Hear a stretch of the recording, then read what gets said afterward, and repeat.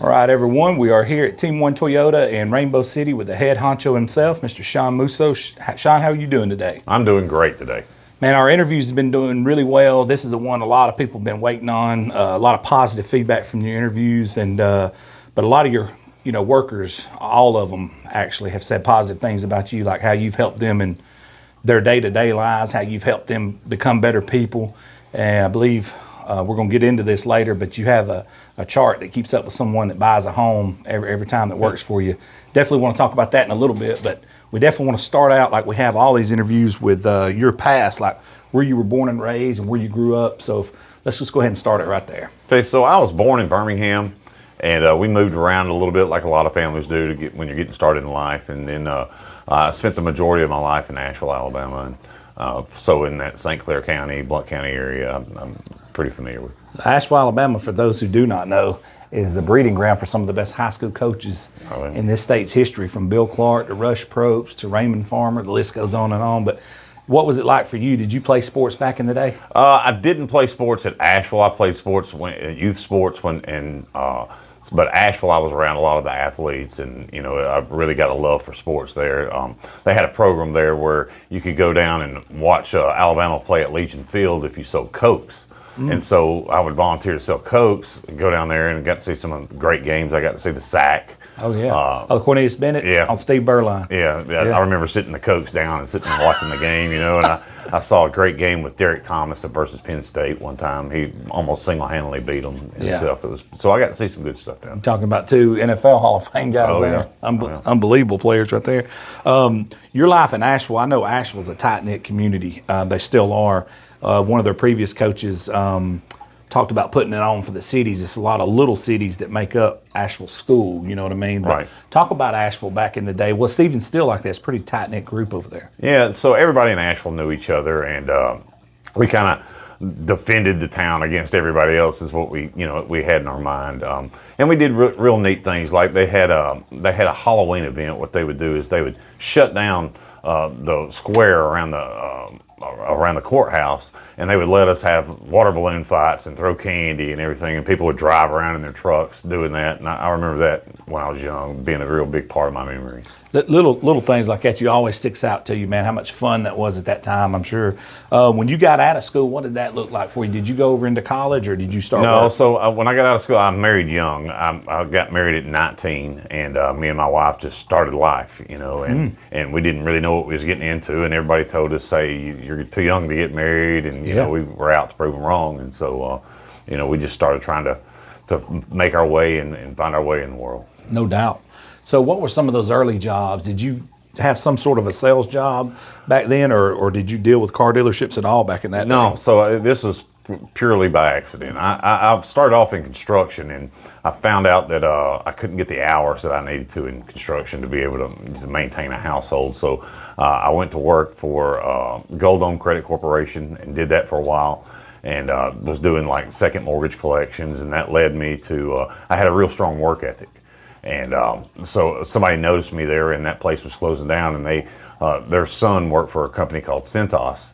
And I went to work there. Yeah, I went to work for Cintas Corporation, and I was a route driver for them for several years, and then I moved into the sales department and worked in the sales department for several years, and that kind of led me to this. My dad worked in the car industry for a little while, and he had told me, about some of the money you could make here.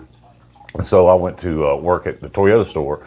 And I was just going to do it temporarily until I, got another route job or got another sales job, and just fell in love with it. The first month I was there, I enjoyed going out and meeting the people. One of the hardest things to do in sales is to create interest, and I found out that everybody that come on the lot, they were interested in the car. So I felt like the hard part of my job was over with. All I had to do was just sell. And so just fell in love with the business itself. Just through working at Cintas myself, let's talk about that for a second, rewind the clock with you. You ran a route and was in sales, so you've seen both sides of the spectrum, which means you also had to, when you were on the route, you've seen the importance of selling it the correct way and treating the customers right, or you guys would have lost that customer. Oh, yeah. And in sales, you got to see about setting expectations about what we're going to do as a company. And that way, when our service, that we do hand it off to our service, we got to be on the same page. some of those traits obviously has helped you over into this job here. Can you talk about that, that experience at Cintas and how it just helped you with your overall personality of, obviously you're running this place now, but just that helped you further your career when you got here? So running a route, what I found was you were commission based, and you had a small salary, but the majority of your money was commission based. And I did a lot of rural routes. I run routes in Talladega, I run routes in Jacksonville, Piedmont. And what I found was if I did a really good job at each of those stops, that the reputation would spread. So I made sure I wanted to make sure everybody was satisfied with the job I did. So I would go in, I would count clothes, I'd count rags, I'd make sure that what I delivered is what I had picked up the previous week, and I would interact with the employees and everybody, treat everybody the same. And I built up a big reputation, and my route just started growing and growing and growing. And at one point, my route was so large that they would actually let me carry my route truck home. Wow. Because I was living at that time in Pell City, Yeah. and the plant we were working out of was in Bessemer. And I would drive from Pell City to Bessemer, load my truck, drive from Bessemer, turn around and drive to Talladega and Anniston and run my route, and then turn around and drive back, and then drive back home. So what they started letting me do was building it up at night. I mean, I would come in at night and fill up my truck, carry it back home, spend the night, and then start my route earlier, which allowed me to grow my volume too. Oh, absolutely. But I had a penchant for selling stuff out of the catalog. I had a bunch of businesses that would buy hats and shirts and stuff like that from me, and I did a good job presenting at booths and set up payroll deductions and stuff. And so they started noticing my sales were increasing that much. And so they asked me if I'd like to test to see if I would like to try the sales aspect of it. So I did. And, it was real risky because it was all 100% commission then. But, I hadn't moved up without taking risks. So, That's right. So I took some risk and went into the sales department and was very successful in that. I made President's Award and won several trips to Mexico and stuff like that. And so that really gave me how to treat customers and how to treat employees more than anything. I come up in an environment where if you didn't treat the employees well, they would cut you off the uniforms. They would just, hey, I don't want uniforms anymore. That's it. So I always kept that in mind and always thought that if I ever run a business myself, that I'd make sure I treat my employees good. Yeah, the thing about running that route is that is your business. Yeah. You either take care of that route or your business is shot and you're out the door. Yeah. Same thing in sales. I don't have to tell you this, but in any sales, if you're not selling with integrity, you're burning your candle at both ends and you're going to be out the door pretty soon. That's the nature of the beast, how it works. Right. So I know that definitely helped you over into this career. When you first got into the car business, what was your very first role? I was sales. Sales. Yeah, I come right into sales. It's funny, I didn't know what time I was supposed to be here. So I showed up, the store opened at 8, but I showed up at like 6. I didn't want to be late on my first day. So I just sat in the parking lot, just not having anything to do. And some people were out there looking at a car, and I figured, I'll get out and go talk to them.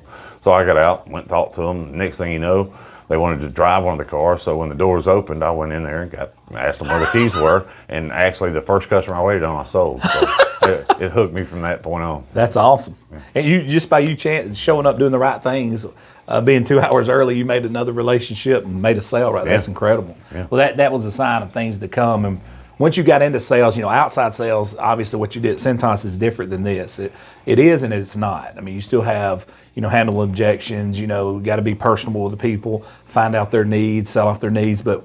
When you got in here and started rolling as a salesman, what was it did you catch on instantly, or did it take you a little bit of time, or how was that transition? I was a natural to it, really, to be honest. I took to it like a duck to water, Gotcha. and just, I was always in contention for Salesman of the Month, and I had good camaraderie with the guys that I worked with, and I enjoyed coming to work. It's one of those jobs, and I do to this day. It's one of those jobs that I don't mind going to, right. and I try to make it that way for everybody that works here, to where they don't dread coming in. Because if you've always heard the saying, if you love what you do, you never work, and that's kind of what we try to build here. That's true, and that's what you want to be. You want to be in that groove, kind of tunnel vision, where you love it so much. The outside abstractions and the whatever may happen, you stay in that tunnel vision. You focus on what's good, which is the job itself. Yeah. So when you started killing it in sales, what was your next role when you moved up? So from there, I started in sales in 2001, and then In 2007, I became the new car sales manager. That's awesome. And so that was my first actual management role. Gotcha. And so I had to learn a lot, about not only how to order cars or how to lead people. That was the big thing I had to learn how to do, because I was used to being one of the guys, and now I had the decisions I made was, affected other people's lives. So, I took that role real seriously, and it took me a little while to really catch exactly what that role meant. And then from 2007 to 2013, I was the new car manager, and then 2013 to 2019, I became the general sales manager, where I was over new and used. And so my forte was really in training. I learned that we're a small town, and just taking other people's salespeople, you're never going to build anything. So most of the people that work for me have never sold cars. Good. So we developed training programs that will help them in our system, in the particular way we like to treat people, and the way we train people is stuff we built together as a team. So if you come into my store, almost every person here has never sold a car anywhere but here. Dude, that's awesome. I actually like that. You can relate everything back to sports, but it's, it sounds like the one and dones in college basketball. I'm only going to have this guy a year, he's going to the NBA, where you get a guy maybe there 4 years and you train him up in your system, then you go win a national title either way. I love that. What would you tell a young salesman, somebody who's looking to get into this industry? They may watch this and want to come be a part of your team, because we've had a lot of positive feedback from your videos, but what are the attributes you look for if you're looking across at somebody that's wanting to sell for you? Okay, I look for somebody that's competitive. You got to be competitive, because you're competing against not only other people in the store, but you're competing against other manufacturers, other Toyota stores, and you got to have a competitive drive about you. And in baseball, equates really well to what we do, because you're going to have 10 people. If you wait on 10 people, 7 of them's going to tell you no, and 3 of them will say yes. Well, then you're batting 300. You bat 300, you're a Hall of Famer, right? That's right. So you got to learn how to deal with loss. Right. And so I look for somebody that has some type of emotions to them. If it's sad emotions, if it's happy emotions, if it's just some type of emotional person, does well in what we do. The relationship selling part is huge. You obviously have that trait. You had it as a driver. You had it when you were at sales at Cintas, but now it's changed. You got to have relationships with your employees now on a different level. They may have a tough day at work or at home. They may have kids sick or whatever, but you have to run a business. Talk about that, how that relationship has changed when you moved over into the role you're in now. Okay, as a general manager, the employees that work here, I know the sacrifices they make. I mean, it's some monster hours, and it's an emotional roller coaster. You can come in here and work, give it everything you got all day and not make a dollar. And so I find that you can't fake caring about somebody. Right? You've got to, and so I care about the people that work here. Every single person that works here, I know them. I know some intimate details of their lives, and actually care about them. And in return, they care about me. And so we've got a real good family relationship with everybody here, and we try to cater to everybody's family. When I was coming up in the business, man, I missed all my girls play sports. Okay, I've got 2 daughters. And both of them, they're 16 years apart. One of them's 29, one of them's 13. So my 29-year-old, I missed a lot of her sports and a lot of her activities, because I sacrificed everything to try to make this work. And I always said to myself, if I ever became in charge, that I wouldn't let my employees do that. So, I try to make sure I insist they go to their kids' games, recitals, awesome. Anything big that happens for them for school. I would rather them be there than here, and we'll cover for them here while they're there. Let's talk about that. It's what I refer to as a work-life balance. You got to have it. Oh, yeah. You absolutely got to have it. Even if you're single, you still need your time. Because I know guys that would be single would go in there.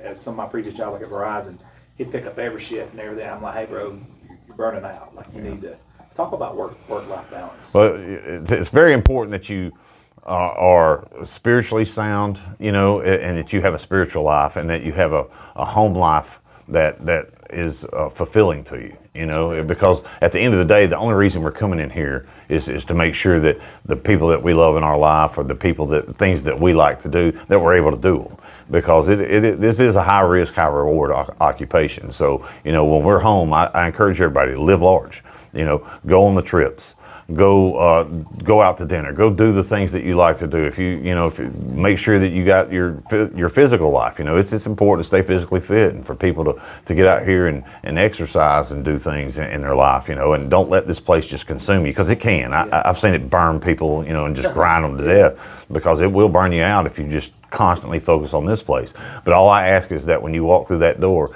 then focus on this place. That is awesome. Yeah, when you're here, be here. Yeah. Work. Yeah. So one of your employees talked about you keep up with everyone that's bought a house. That's one of your employees over the years, and that's very special to you, and it's life changing. Can you talk about that and where you came up with that idea? Yeah. So, I've owned one house in my life, and it's the house I currently live in. And to me, it's important that people can come here and find themselves, and be able to change their lives. That's what I talk to my management crew about all the time. We're really not selling cars. We're trying to change people that work here's lives. Man, that's amazing. And so far I've had 8 since 2019 that's been able to buy a home. And we also bring people in that will give them financial advice, and we can help chart them a path to buy a home. We've got a couple out here that's getting close that we want to help them get the home of their dreams. And once they do that, once they make that step, I find that they make bigger steps than that. And they can accomplish the things they want to by working here. When you see that happen and it transpires right before your eyes, it may be somebody who just stumbled in here, was unsure about working here, they get the job, and then all of a sudden something clicks like it did with you, and they start furthering their career. They're doing great in sales or whatever it may be. It could be out there, fixing cars, whatever the case may be. And you see that employee buy a house or something like that. What does that mean? It's got to make you have just a super sense of pride. Oh, it does. Me and my wife, we talk about it all the time. Is how we go to their houses and go see them. We want to see the happiness and the joy in their life, and know that we had a real small part in it. But we just guide them down that path. So it's a very special thing for me and my whole family, honestly. Man, that is amazing. And then Christmases mean more, and it just one thing leads to another. That's awesome, man. So when you look at this place here at Toyota, obviously you guys have the best product, in my opinion, and several others' opinion, is what you're selling. So it's an easy sale from the standpoint of just anybody can Google it. I mean, Toyota's the best car on the market. Right. Especially for the money, it's not even close. But when you sell a product like that and you got a good team right here, is it even work for you at all? I mean, honestly, I know there's some headaches and some numbers and some things that's probably here and there, but does it feel, or does it feel like you're hanging out with friends and family? It's exactly right. It feels like I'm hanging out with friends and family. We come in here and we goof off. We cut up. We work when it's time to work. That's right. But, we make sure we have a good time while we're doing it. So we practical joke each other. We aggravate each other. But when it's time to stand up, we all stand up and do our job. Let's talk about, I got a couple more questions before I let you out of here, because I know you're a busy man, but let's talk about Team One Toyota right here in Gadsden, Rainbow City. But what is it about you guys that kind of separate? Like somebody can buy a Toyota in Birmingham or something like that, but I've personally bought 2 cars here, and I'm only going to, God willing, that's fine. I'm only going to, God willing, ever buy cars from here as long as you guys are here. But with Toyotas, it's like every 15 years or so. But what is it about Team One? Like, even if you're just a random person looking for a car and you think about Team One Toyota, what jumps off the charts? So one thing we train our people, I'm sorry. One thing we train our people about doing is we don't want to sell you one car, because we're in a small town. We want to sell your family multiple cars, and so we treat you from the first time we meet you out on the lot. If we've never seen you before in our life, we want to treat you like this is the 3rd car you bought from us, and we want to roll out the red carpet and really make you feel welcome, make you not feel intimidated.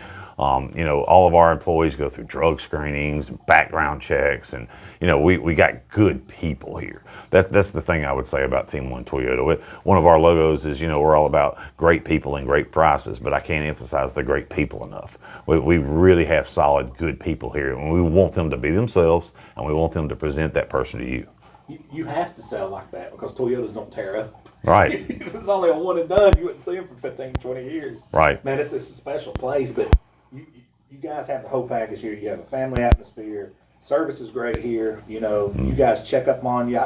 I've had your employees before. I ain't even told you this before, where I would have something done, they'll run me home, then they'll come pick me up, bring me back, because I'm super busy. And I mean, just little things like that the other places don't do. I haven't had. And then, I called you guys, and my wife's transmission went out, and she's in Miami, Florida.